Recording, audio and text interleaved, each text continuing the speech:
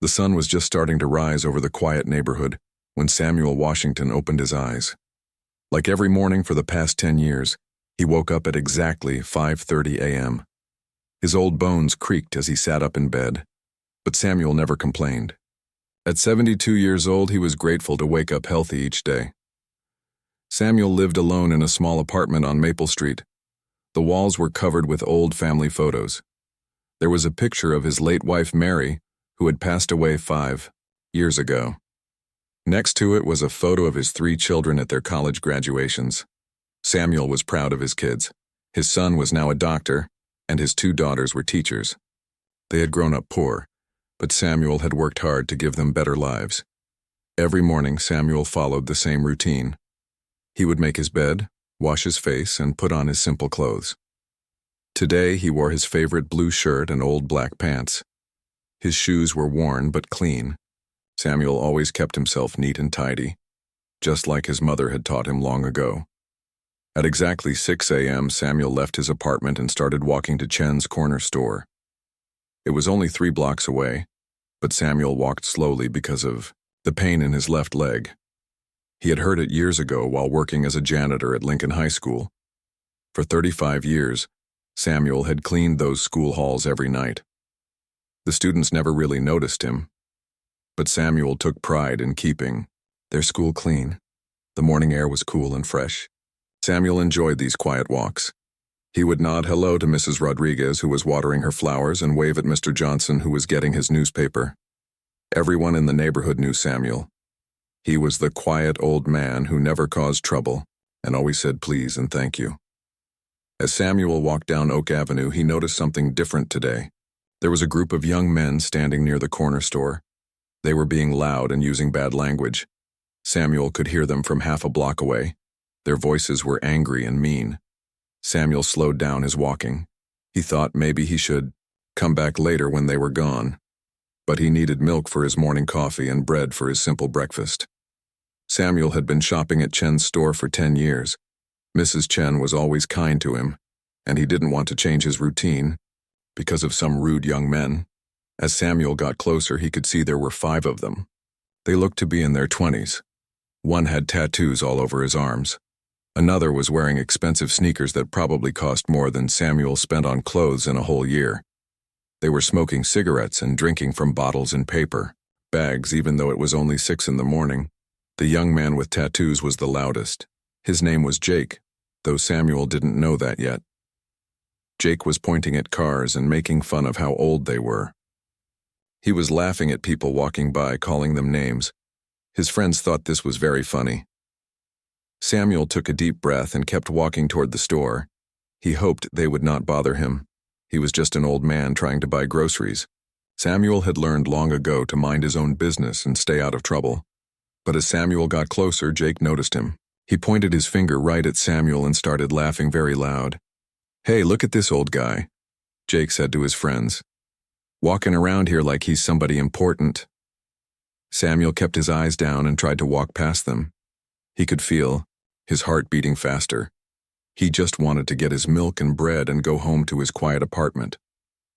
"Where you going, old man?" Another one called out. This was Marcus, who had gold teeth and a mean smile. "You deaf or something? We're talking to you."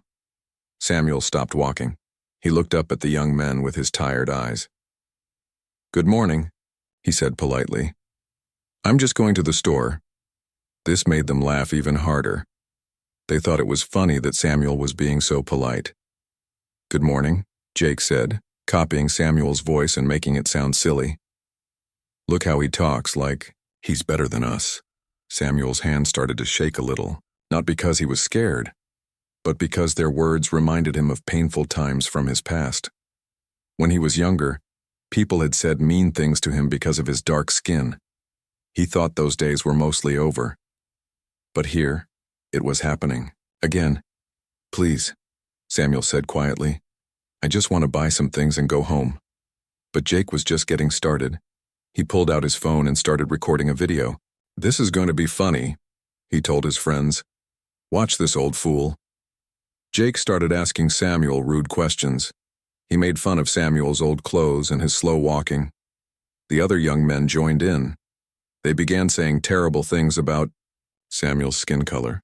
They used words that hurt Samuel's heart. Inside the store, Mrs. Chen could see what was happening.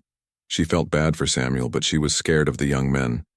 They had caused trouble in her store before. She wanted to help Samuel, but she didn't know what to do. Samuel stood very still while they said mean things to him. He thought about his wife, Mary. She always told him to be kind to people, even when they were not kind to him. Kill them with kindness, she used to say. But right now, Samuel didn't feel very kind. He felt old and tired and sad.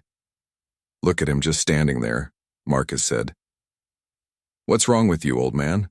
Cat got your tongue? Samuel looked at each of their faces.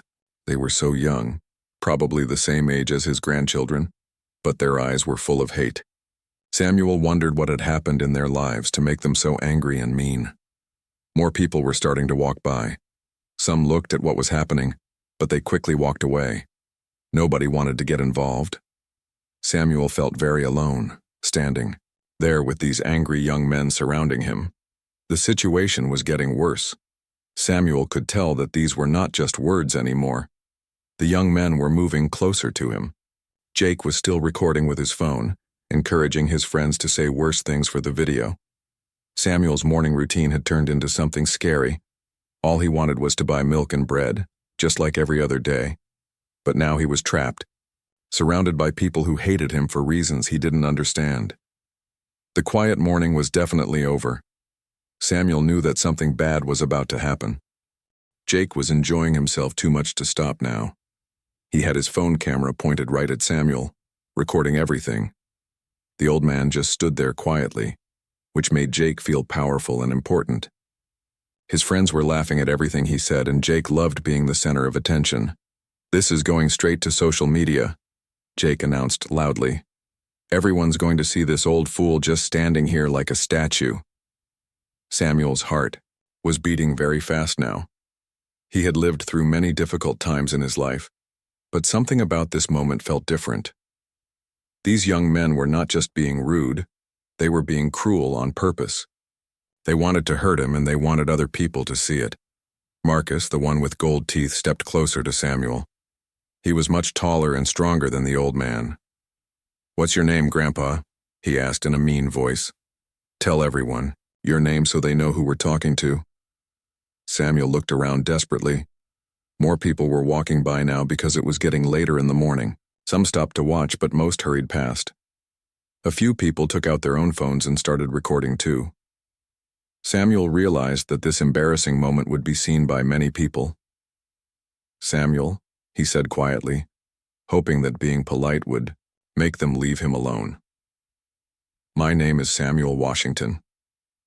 "Samuel Washington," Jake repeated loudly, making the name sound funny.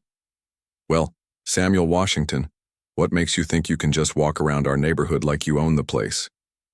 This confused Samuel. He had lived in this neighborhood for many years. He had never bothered anyone. He paid his rent on time, kept his apartment clean, and was always respectful to his neighbors. Why were they talking like he didn't belong here? "I live here," Samuel said simply. "I've lived here for a long time." "Oh, you live here?" Marcus said with fake surprise. "Where exactly do you live, old man, in one of those fancy houses?" Samuel pointed toward his street. "On Maple Street, in the apartment building." The young men all looked at each other and started laughing again. "The apartment building," one of them repeated. "The cheap apartments where all the old people live." Samuel felt his face get warm with shame. Yes, his apartment was small and not expensive, but it was clean and safe, and it was his home. There was nothing wrong with living in a simple place. "Tell us what you do for work, Samuel Washington," Jake said, still recording. "What's your big important job?" "I'm retired," Samuel answered. "I used to work at the high school. I was a janitor." This made them laugh even harder. "A janitor," Marcus shouted. "This old fool cleaned toilets for a living." Samuel's hands clenched into fists. He had been proud of his work at the school. It was honest work, and he had done it well. He had saved every penny he could to help his children go to college. There was nothing shameful about cleaning and taking care of a place where young people learned. But these young men made his life's work sound dirty and worthless. They kept laughing and pointing at him. Other people were watching now, and Samuel felt smaller and smaller. "Look at his clothes," another one said. "Those pants are probably older than we are." "And those shoes," Jake added. "When's the last time you bought new shoes, Grandpa? 1980? Samuel looked down at his old black shoes. They were worn, but he kept them polished and clean. He had bought them many years ago when he started working at the school.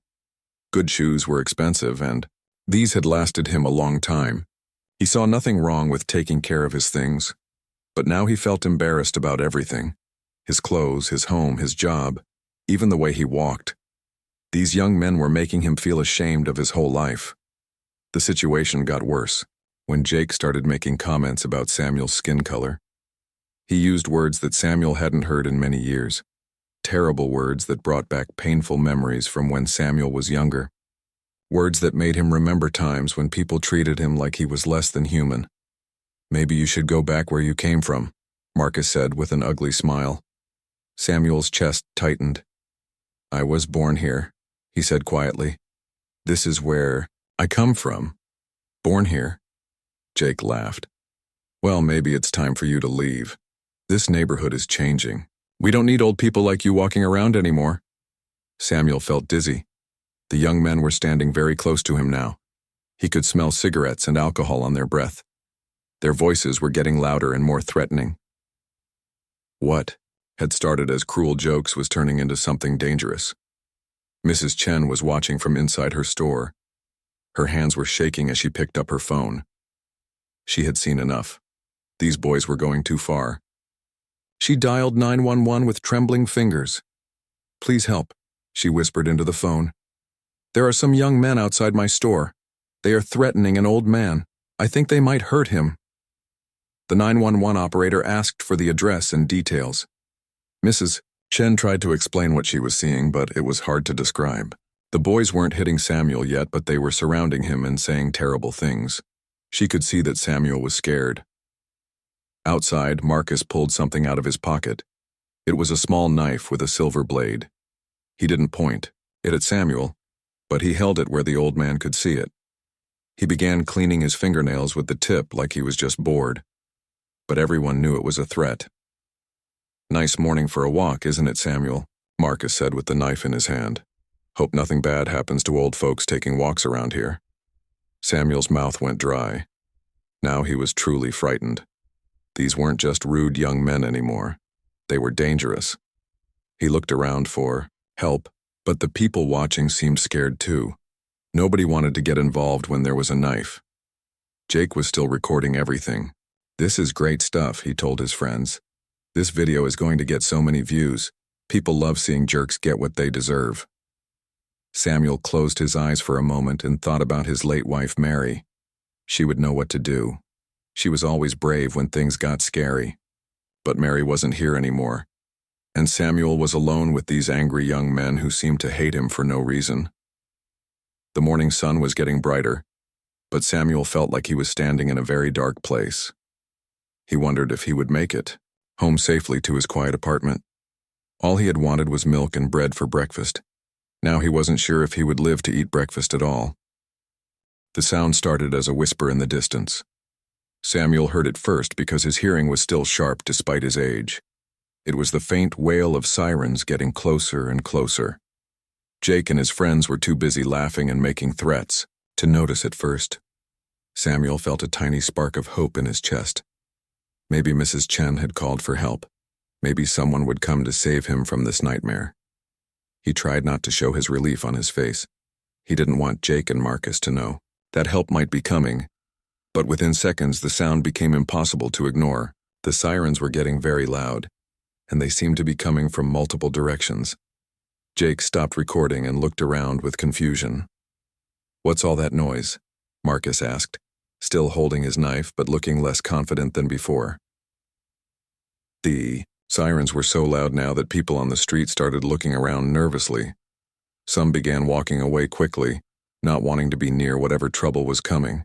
But the curious ones stayed to watch, pulling out their phones to record whatever was about to happen.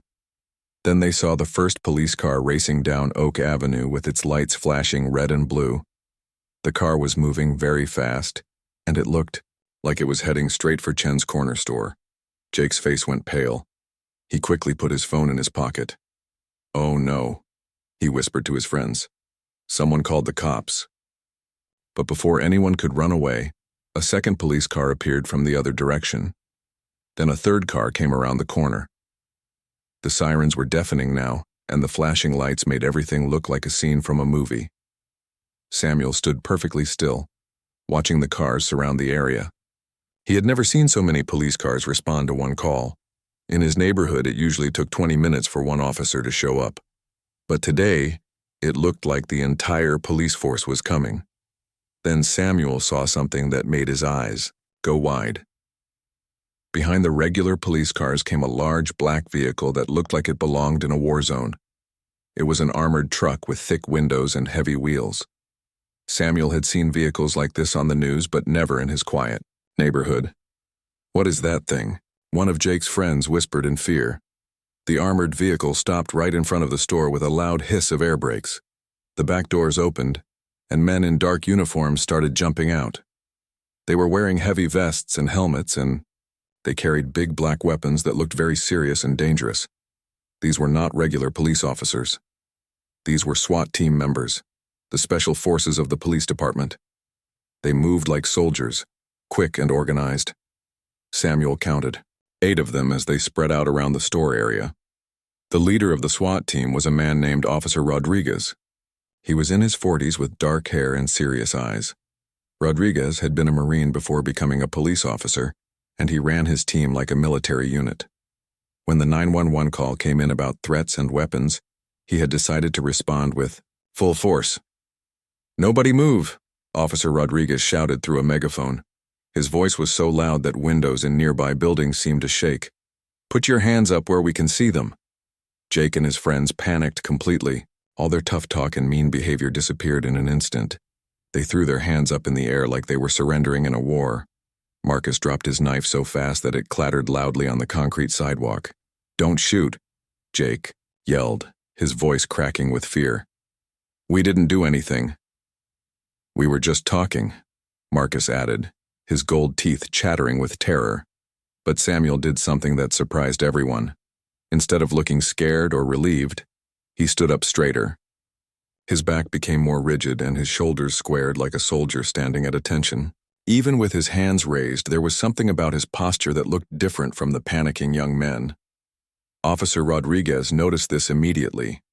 In his years of military and police work, he had learned to read people quickly. Most victims in situations like this were either crying with relief or shaking with fear. But this old man looked calm and controlled, even dignified. "Everyone stay exactly where you are," Rodriguez commanded as his team secured the area. 2 officers grabbed Jake and Marcus, putting handcuffs on them while reading their rights. The other young men were also detained and searched for weapons. The crowd of onlookers had grown larger. People came out of their houses and apartments to see what was happening. They had never seen so many police officers in their neighborhood. Some were taking pictures and videos with their phones. Others were calling their friends to tell them about the excitement. Mrs. Chen finally felt safe enough to come out of her store. She ran toward Officer Rodriguez, speaking quickly in her accented English. "Thank you for coming so fast," she said out of breath. "Those boys were being very mean to that old man. They had a knife and were saying terrible things. I was so scared they would hurt him." Rodriguez looked over at Samuel, who was still standing calmly with his hands raised. There was something about the elderly man that caught the officer's attention. Maybe it was the way he held himself, or the steady look in his eyes. Most people in stressful situations looked panicked or confused. But Samuel looked like he was waiting for orders. "Sir, you can put your hands down now," Rodriguez told Samuel. "You're safe. Can you tell me what happened here?" Samuel slowly lowered his hands but kept his military straight posture. He looked directly at Officer Rodriguez without fear or nervousness. When he spoke, his voice was clear and respectful. "These young men were saying cruel things and making threats," Samuel explained calmly. "They were recording me with their phones and talking about hurting old people in the neighborhood. When one of them pulled out that knife, I knew the situation was becoming dangerous. Rodriguez was impressed by how clearly Samuel could describe what happened. Most crime victims were emotional and hard to understand, but Samuel gave his report like he was briefing a commanding officer. The other SWAT team members were finishing up with Jake's group. They found drugs in one boy's pocket and brass knuckles in another's backpack. The knife was bagged as evidence. Jake's phone was confiscated because it contained the threatening video he had recorded. As the young men were loaded into police cars, Jake looked back at Samuel with hate still in his eyes. He couldn't understand why this simple old man had caused so much trouble for him. In Jake's mind, he was the victim now. But Officer Rodriguez was studying Samuel more carefully. Something about this elderly man seemed familiar, though he couldn't quite figure out what it was. Officer Rodriguez couldn't shake the feeling that there was something special about Samuel Washington. As he watched the elderly man stand calmly while chaos happened around him, Rodriguez noticed details that most people would miss. Samuel's posture was perfect, even after everything he had been through. His feet were positioned exactly shoulder-width apart. His hands hung naturally at his sides, but his fingers were slightly curved, ready for action if needed. Most importantly, his eyes never stopped scanning the area, watching everything that was happening. These were not the habits of a retired janitor. These were the instincts of someone with military training. Rodriguez had served in the Marines for 8 years before becoming a police officer. He knew how to spot a fellow veteran. There were certain ways that military people carried themselves that never went away, even decades after their service ended. "Sir, I need to get your full statement about what happened," Rodriguez said, approaching Samuel with his notebook ready. "Can you walk me through everything from the beginning?" Samuel nodded respectfully. "Of course, officer. I was walking to Mrs. Chen's store to buy milk and bread like I do every morning. Those young men were blocking the entrance and began making rude comments about my appearance and my race." As Samuel spoke, Rodriguez noticed more details. The way Samuel said officer with genuine respect, not fear. The way he organized his report in chronological order without being asked. The way he stood at a slight angle so he could watch both Rodriguez and the area around them. "They escalated to threats and one of them produced a knife," Samuel continued. "At that point I assessed the situation as potentially dangerous and was grateful when law enforcement arrived." Rodriguez stopped writing. "Assess the situation?" he repeated. That was military language. Regular civilians didn't talk about assessing situations. Samuel realized he had said something that caught the officer's attention. For a moment, he looked uncomfortable, like he had revealed something he meant to keep private. "I mean, I could tell they might hurt me," Samuel corrected himself quickly. But Rodriguez was too experienced to let it go. He had spent years interviewing people, and he knew when someone was hiding something. More importantly, he had a strong feeling that whatever Samuel was hiding might be important. "Mr. Washington," Rodriguez said gently, "can I ask you something personal? Have you ever served in the military?" Samuel's eyes widened slightly. For almost 50 years he had kept his military service private. When he came home from Vietnam in 1973, the country was not welcoming to veterans, especially black veterans. People called them baby killers and worse. It was easier to just say he was a janitor and leave the rest in the past. Samuel looked around at the SWAT team members who were finishing their work. Several of them were close enough to hear the conversation. He noticed that a few of them had military tattoos on their arms. These were men who would understand. "Why do you ask?" Samuel said carefully. Rodriguez smiled kindly. "Because you carry yourself like a soldier. I'm former Marine Corps myself. I can usually spot a fellow veteran from a mile away." Samuel was quiet for a long moment. He looked at Officer Rodriguez's honest face, then at the other SWAT team members nearby. These were good men who put their lives on the line to protect people. They deserved to know the truth. Finally, Samuel made a decision that would change everything.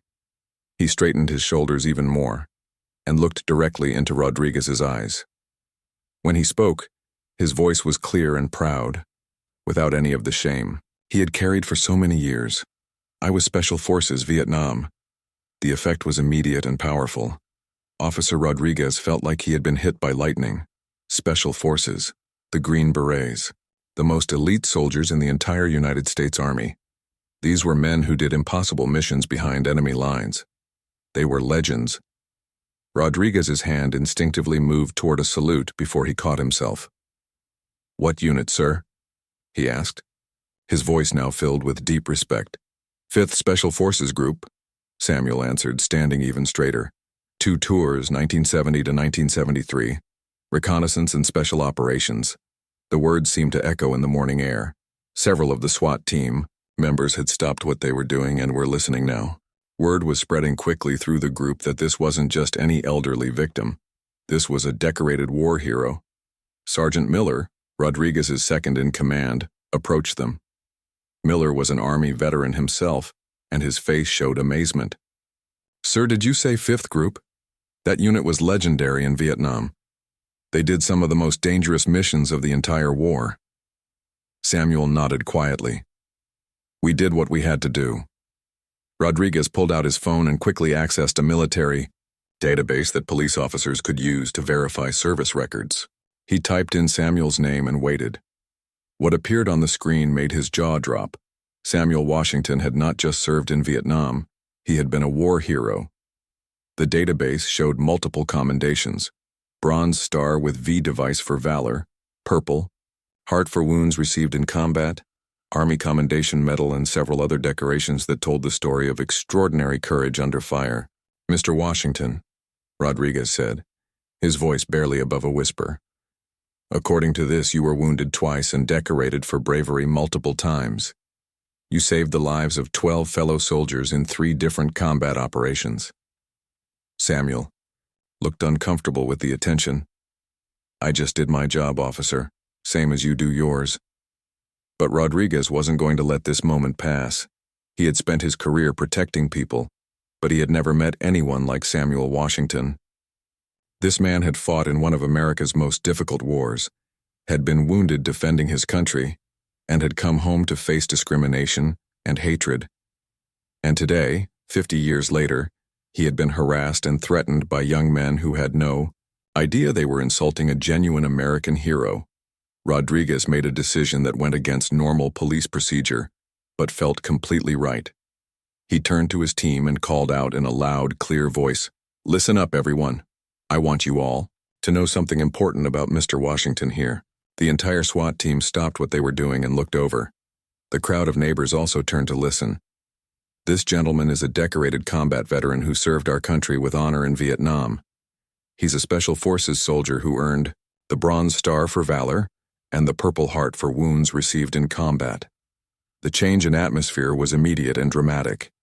Every single SWAT team member, all of whom had military backgrounds themselves, looked at Samuel with new eyes. This wasn't just an elderly victim anymore. This was a brother in arms, a warrior who had earned their deepest respect. Samuel felt tears forming in his eyes. For the first time in 50 years, he was being recognized not as a janitor or an old man, but as the soldier he had once been. The news of Samuel's military service spread through the SWAT team like wildfire. Within minutes, every officer on the scene knew they were standing in the presence of a decorated war hero. The atmosphere completely changed from a routine arrest to something much more meaningful. Sergeant Miller was the first to approach Samuel. Miller had served 3 tours in Afghanistan and understood what combat veterans had been through. He walked up to Samuel and extended his hand with genuine respect. "Sir, it's an honor to meet you," Miller said firmly. "Thank you for your service to our country." Samuel shook his hand, still feeling overwhelmed by the sudden recognition. "Thank you, Sergeant. I appreciate that." One by one, the other SWAT team members came over to shake Samuel's hand. These tough, experienced officers looked at the elderly man with admiration and respect. They had responded to hundreds of calls, but they had never rescued someone who had done so much for his country. Officer Rodriguez was busy on his radio, speaking to his supervisor back at headquarters. "Captain, you need to know something about this situation. The victim is a Vietnam veteran, Special Forces, highly decorated. This isn't just harassment, this is a hate crime against a war hero." The captain's voice crackled through the radio. Are you sure about this, Rodriguez? Positive, sir. I've verified his service record. Bronze Star, Purple Heart, multiple commendations. This man risked his life for our country, and these punks were threatening him because of his race. Meanwhile, Jake and his friends sat in the yaw, back of police cars, handcuffed and scared. They could see all the attention Samuel was getting, but they didn't understand why. To them, he was still just an old man who had gotten them in trouble. Marcus was the first to realize something big was happening. "Why are all those cops shaking his hand?" he asked the officer guarding him. "Because," the officer replied coldly, "you idiots just threatened a war hero. That old man you were picking on is a decorated Vietnam veteran who fought for this country while you were probably still in diapers." Jake's face went pale. "What do you mean, war hero? I mean, he's got more honor in his little finger than you'll have in your entire miserable life." The officer continued, "You picked the wrong person to mess with today." The reality of what they had done began to sink in. They hadn't just harassed some random old man. They had threatened and insulted a genuine American hero. The charges against them would be much more serious now, and the media attention would make their actions known to everyone. Officer Rodriguez made a decision that would be talked about in the police department for years to come. He called his team to attention in formation, something that was almost never done at a crime scene. "Team, fall in," Rodriguez commanded. All 8 SWAT officers immediately formed a straight line, standing at attention in their full tactical gear. The crowd of neighbors who had gathered to watch grew quiet, sensing that something important was about to happen. Samuel looked confused. He didn't understand why the officers were lining up like soldiers. Rodriguez walked over to Samuel and spoke loud enough for everyone to hear. "Mr. Washington, you served our country with honor and distinction in one of the most difficult wars in American history. You came home to a nation that didn't always appreciate your sacrifice, and you've lived your life with dignity and quiet pride." Samuel's eyes began to fill with tears. No one had ever spoken about his service like this before. "Today you were threatened and harassed simply because of the color of your skin," Rodriguez continued. "But you handled yourself with the same courage and dignity that you showed 50 years ago in the jungles of Vietnam." Rodriguez then did something that brought tears to the eyes of everyone watching. He turned to his team and gave a command that sent chills down Samuel's spine. "Present arms." All 8 SWAT officers snapped to attention and gave Samuel a perfect military salute. They held the salute for a full 10 seconds, showing the kind of respect usually reserved for fallen heroes and Medal of Honor recipients. Samuel's training took over automatically. Despite being 72 years old and wearing civilian clothes, he straightened to perfect attention and returned the salute with the precision of a soldier who had never forgotten his training. The crowd watched in complete silence. Many people had tears in their eyes as they witnessed this moment of honor and respect. Someone in the crowd started clapping, and soon everyone was applauding Samuel Washington, the quiet hero who had lived among them for years without anyone knowing his story. Mrs. Chen came out of her store carrying a small bag. She walked over to Samuel and handed it to him with a big smile. "Your milk and bread, Mr. Washington," she said. "No charge. It's the least I can do for everything you've done for our country." Samuel tried to pay her, but she refused to take his money. "You keep that," she said. "You've given us more than enough already." As the police cars drove away with Jake and his friends, the neighborhood began to return to normal. But everything was different now. Word was already spreading about what had happened. People were calling their friends and family, telling them about the war hero who lived on Maple Street. Samuel began his walk home, carrying his groceries and feeling different than he had in decades. For 50 years, he had hidden his military service, feeling like it was something to be ashamed of. But today, for the first time since coming home from Vietnam, he felt proud to be a veteran again. His phone, which rarely rang, started buzzing with calls. His children had already heard about what happened from friends who had seen the videos online. They were calling to check on him and to tell him how proud they were. When Samuel reached his apartment building, he found his neighbor, Mrs. Rodriguez, waiting for him with a small American flag. "I've lived next to you for 8 years, she said, with tears in her eyes. "And I never knew you were a hero." Thank you for everything you did for our country." Samuel accepted the flag and looked at it for a long moment. It was the same flag he had fought under so many years ago. The same flag that had been folded and given to families of soldiers who never came home. The same flag that represented the country he had served, despite facing discrimination and hatred. That evening, Samuel sat in his quiet apartment looking at the flag Mrs. Rodriguez had given him. For the first time in 50 years, he felt like the country he had fought for finally recognized his sacrifice. The 5 words he had spoken that morning, "I was Special Forces Vietnam," had changed everything. They had transformed him from a victim back into the hero he had always been. Samuel Washington could finally hold his head high again.